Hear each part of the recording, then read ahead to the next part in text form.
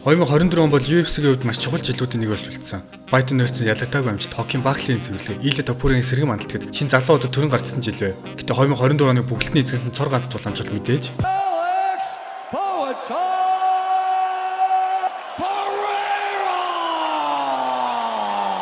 тэр өрсөлдөгчдөө ялах биш бүгд нь устгаж байлаа. Түүний хүйтэн царай 100 гарын цохилтууд хэмжээ шиг авран түүний жинхэнэ алуурч шиг харагдуулжээ. Энэ удаагийн бичлэгээр Алекс Пехейра 2024 онд хэрхэн UFC хамгийн шилдэг тулаанч хамгийн том супер од болсныг иргэн санах болно. Ингээд бичлэг эхлэе.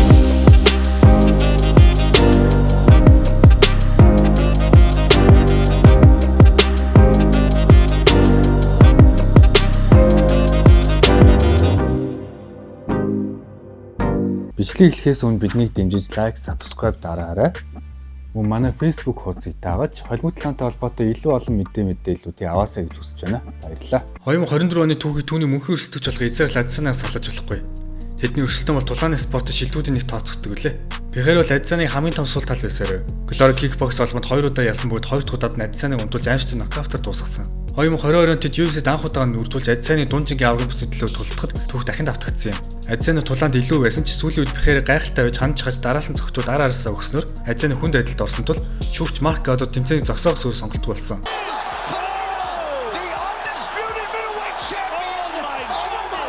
Пехейра дахин Адесаныг ялж дунжингийн аврагын бүсийг авсан. Гэвч 2023 онд тэд дахин тултад Адесаны онцгойж гайхалтай цогтоор Пехейрийг нокаутаар унгаав. Тэр ялтаа өшөө алтын бэлэгдэл болж Пехейраа унсан бид нуус умаар харвж буй мэтэр тэмдэглэсэн юм. Түүх өөрөөр эргэж Пехейра аимшигт буг байхаа болж нэг том асуулт үлдээгээд байлаа. Пехейра ганц удаагийн гэлбэ байсан уу? Мөн үүнээс цааш жинхэнэ агуу тулаанч болж чадахгүй гэх. Minha próxima luta será nos 205. Isso mesmo, a minha próxima luta será nos 205. UFC 287-д Израиль Адесанад дунжингийн аврагын бүсийг алдсныхаа дараа тэр жин эхэж хагас сүм жинрүү дэвшгэр болсон. Түүний эхний өрсөлдөгч нь UFC хагас сүм жингийн аврагаас Ян Блахович. Ганган тулааны 10 гаралтай биш ч чанга эрүүтэй барилдаан техник сайтай туршилттай ахын тулаанч байлаа. Тулааны эхний үед Пехейра нуруугаа алдаж Блахович бүтэн илүүрсэн. 20 дугаар Пехейра босоогоор сайн тулцсан бол 3 дугаар Блахович хидэд амжилттай цогт оруулсан ч Пехейра илүү оновчтой байв. Айл тал руугаа эргэж болох тулаанд 3 шүгчийн 2 Пехейрад ялтыг өгч хуваагдсан саналаар ялагч болжээ. Чанга тулааны ард гарan пост тулаанчийг ялсан ч фэнүүд Пехейрад эргэлзэн хэврээл байлаа. Адесанад нокаутаар ялагдсан Блаховичийг асуудалтай ялсан гээд дахин оргуулж чадах хэсэгтэр эргэлзэжээ.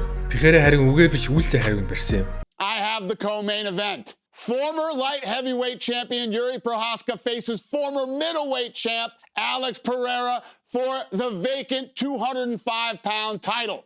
Prochazka бол уламжлалт бус эмх замраг хэрцгий тулаанч. Алекс Пехейрийн дасалжуулагч болох Glory тэгшээрийг ялж UFC аврах болсон ч мөрний гимлээс олж бүсээ өгөхөөс өөр аргагүй төрсөн. Тиймээс UFC 295 Пехейра дахин нэг хүн жингийн авраг байсан. Yuri Prochazka-д Madison Square Garden давган төлөв үзэхээр боллоо. John Jones гимтсэн орил тулаан тулдах сайхан боломж гараад ирэв. Хоёр тулаанч хоёулаа тулаан дуусах өндөр чадамжтай тул бүх мэрэгчлүүд тамирч тулаан бүтэн авахгүй ш таамаглаж байсан. Тулаан таамагс орж Prochazka урагш дайрах мөчөд Пехейра ойрхон зай 100 гараар зөхөж тэг тулаанч унагсан юм. Prochazka босох гэж оролдох үед Пехейра шанаагийн тасалдгууд хоцсон тулаан дуусч Алекс Пехейра ялагч боллоо.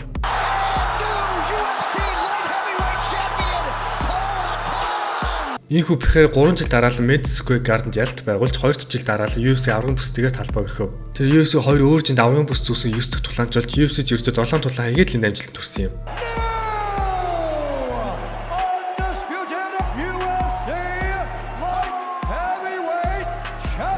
Нью-Йорк хотын зүрхэнд орших спортын хамгийн алдартай ордон болох Madison Square Garden-д гайхалтай нокаут хийж ялт байгуулсаар Алекс Пехейра UFC-ийн шинэ нүүр царай болох эхлээ тавьсан билээ. Glory Kickbox-ийн холбооны 2 өөр жингийн авраг, холимтлооны урлагийн ноён өргөл болох UFC холбооны 2 өөр жингийн авраг гээд маш гайхалтай амжилтаар 2023 оныг үдлээ.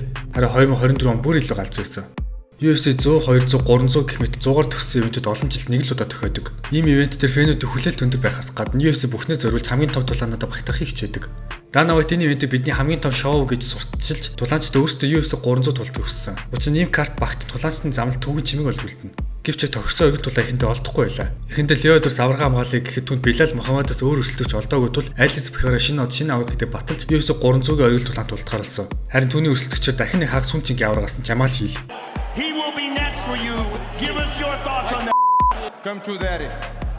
UFC 283 дахь Glover тэгшээрийг ялж авраг болсон Жамал Хилл UFC 292-ээр сагс тоглож явахдаа ахилсан ширмсөд таснаар бүсээ хүлээлт өгөхөр болсон юм. Тэр эзэнгүү бүсийг UFC 295-д Алекс Пихера авсан тул яг хин жинхэнэ аврагыг хийх асуулт явж байлаа. Хэвлэлийн хурлын үеэр Жамал Хилл омогтой чанга дуутай өртөө итгэлтэй байсан бол Алекс Пихера чимээгүй хүйтэн царайд Жамал Хиллийг яг эсрэг нь байсан юм. Энэ тулааны тухай таамаглах харахгүй. Экспертүүд Пихерэж ялах боломжийг өгч байсан. Зарим фэнүүд Жамал Хиллийг жинхэнэ авраг гэдэгт итгэж байсан. Oh, make no doubt, I'm here to put him out. We gotta go to sleep.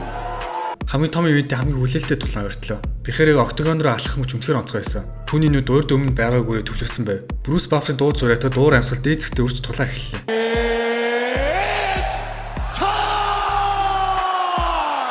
Эхний минутанд донцой цогцлоод хоёр аврагаас гарсангүй. Нэгнийхээ хөлрөнд тоглов. Пихера бэрүү ишгсэн ч Хилл баруун гарын цогцлоор хариуг нь барьж байлаа. Хилл Пихераа эмзэг газар руу нөшөглөж Хербдийн тулааны түр зогсоох гэж байсан ч Пихера боловч тулаан өрслөв.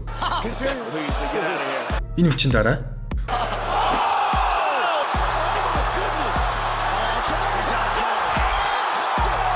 үндсэн давталгаалах зүүн гараа Жамал Хиллийг шууд унгааж ихний бүс хамгаалалт амжилттай хэлээ. Энэ үе UFC-ийн түүхэнд хамгийн гангстер мөчүүдийн нэг болж үлдсэн юм. Гэтэ нөө дөнгөж эхэллээ байлаа. Хэрвээ Жамал Хиллийн нокаутер ялсан мэдэгдэл байсан бол дараагийн болсон явдлын цэвэр хүсэл зоригийн хүчээр домог бүтсэн түүх байлаа. Учир нь UFC дараагийн хямралтайгаа нүүрдүүлж спортын хамгийн том мод Conor McGregor UFC 303 дээр Michael Chandler хэсэг тулдах байсан ч үлийн чигчээ өрөөний гэмтлээс болж цуцлахаас өөр аргагүй болов. International Fight Week болохтой зэрэгцээд ийм том гар зулсан тул ивент болохоос ердөө 2-7 өдрийн өмнө Alex Pihera тултай зөвшөөрж 10 бүсээ хамгаалахаар боллоо. I'm going to approach this fight as I've never fought him before. I know it's going to be a hard fight. I know he's going to be prepared. I'm going to prepare. It's going to be a great fight. Авраг болно гэдэг нь чиний чадна гэдгийг харуулж байгаа бол аврагаа хамгаална гэдэг чиний шилдэг гэдгийг илтгэж байгаа юм. Алекс Пихера богино дуудлагаар бүсээ хамгаалж байгаа хагас хүн жинхэнэ аврагын үед маш зоригтой алхам байлаа. Өндөр эрсдэлтэй сонголт байхаас гадна дахин Прохацкат үүсгэр болсон. UFC-д байх хугацаанд Пихераас бусад бүх өрсөлдөгчдөө ялсан тэрээр өмнөх алдаанаас зурж дахин хариу авах хүссэн. No magic, let the show who's the best, the performance, the strongest man on the planet, light heavyweight. Прохацка өмнөхөөс өөр байгаа гэдгийг харуулж хөлөө ишлэлтэнд хариу өгн барьж дарамт өгч байлаа. Гэвч Алекс нэгдүгээр дуусаас яг 1 секунд төм зүүн гарын цохилтоор унаасан. Дараагийн үед эрийг хүнд гэмцнийг мэдчихсэн тул толгойн шууд өшөглөж тулааны бүр илүү зэрлээ дуусглаа. Самураа дахин унаж намгүй байсан ордо шууд тассан билээ.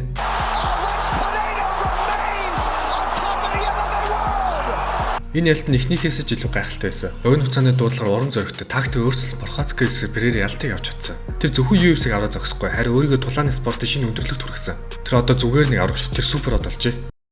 Энэ тулааны дараа үзэсгэлэнтэй тулаанч Магомед Анкалав байсан. Алекс Пихерач 305 тулалтыг гэж хүссэн ч UFC татгалцсан. Харин тэд яагаад ч Калил Рамчтай холбогдож UFC 307 тулдуулахар болсон юм. Хэдий Рамчрын тухай 5 тулаан дараалж ял цансаа 8 төвчдөж байсан ч 20-т бод сэргийснээ өөрөө илжиж 4 сар ахсан хугацаанд бандуулаад байв. Гэсэн ч UFC түүний Алекс Пихерийн дараагийн өрсөлдөгчөөр сонгож тулааны албан ёсоор зарлалаа.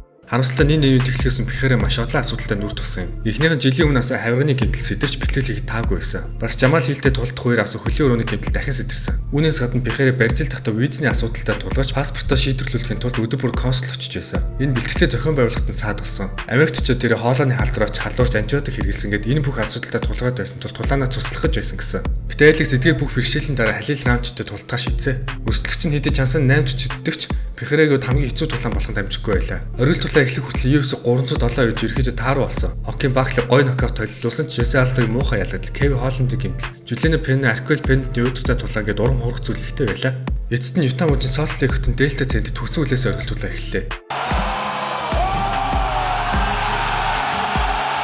Пихера үрдээ адил хүүтэн ширүү харцтай байсан бол Рамч мөн шийдэмэг байлаа. Зүрх зоригтой гэдгийг харуулж аврахтаа эхний өчүүд босоог тэнцүү үзв. Хоёрдугаар Пихера толгой өшөлт хийхийг оролцсон ч байгаа оноогүй. Энэ Рамчид боломжтой баруун гарын хүчтэй цохилтоор хариуг нь барьлаа. Үрслүүдэд хэд хэдэн товтлогоо болон хүчтэй өшөлт амжилттай болсноор хоёрдугаар үеийг Рамч яв. Гуравдугаар үеийн эхэнд Рамч мөн эрч хүчтэй байсан ч үеийн дундуур Пихера тулааны өөрийн тат эргүүлсэн. Рамчгийн үед тэрээр өмнө хизээж 5 үе тулдаж байгаагүй. Тэд туршлага байхгүй тул 3 дугаар сүүлээс газ нь дуусч эхний 2 үед байсан хөдөлгөөн удаашч эхэллээ. Харин Алекс Пихера аврагын үед ямар байдаг гэдгийг харуулсан юм. Тэр сэтгэл зүйд бүрэн төвлөрч урсгал усчиг байж өрсөлдөгч устгаж эхэллээ.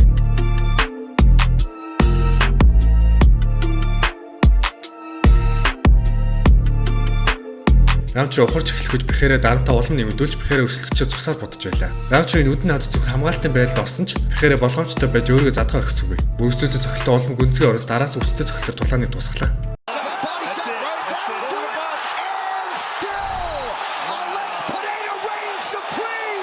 Алекс Перейра аварга дахин нүд амжилттай хамгааллаа. Дангаас бүсээ хамгаалаа зогсохгүй. Энэ ялтаа тэр өөрийн нэрийг UFC-ийн түүхэнд бичүүлсэн юм. Аварга бүсийг ердөө 175 онд 3 удаа амжилттай хамгаалснаар Ronda Rousey рекордыг шинжиж шинэ амжилт тогтоосон. Энэ амжилтыг дурсагдахгүй золгосон зүйл гэвэл тэр өрсөлдсөн хэрхэн ялсан тухай.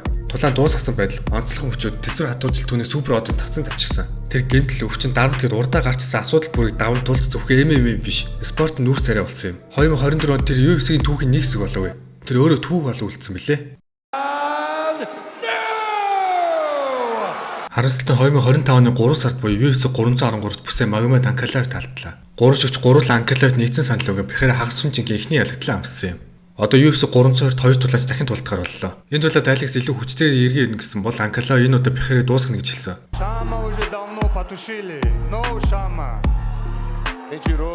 Гэхдээ энэ бичлэгний гол зорилго энэ тулаанд хэн ялах тухай биш. Харин Алекс Перейра 2024 онд хэрхэн шоу аварсан, компани нуруунд дээр өөрсөн, хэрхэн шилдэг тулаанд жосныг сануулгаж чиглэсэн. 2024 оны Алекс Перейра Супер Од спортын нүүр царай хүйтэн цус далуурсан гэж фэнүүдэд, тамирчдад UFC-ийн түүхэнд дурсагдах болно. Chama!